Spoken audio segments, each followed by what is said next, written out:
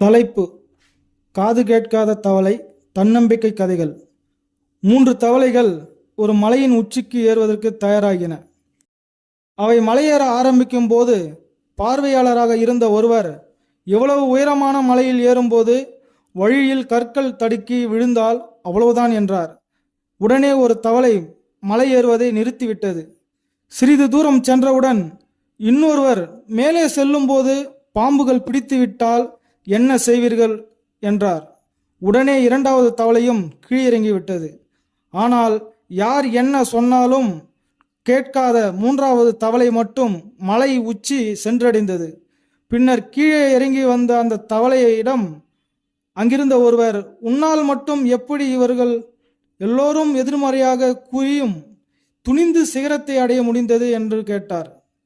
அதற்கு அந்த தவளை, எனக்கு காது கேட்காது என்றது. நாமும் வாழ்வில் இந்த தவளையை போல இருந்தால்தான் சில நேரங்களில் முன்னேற முடியும். நன்றி, வணக்கம்.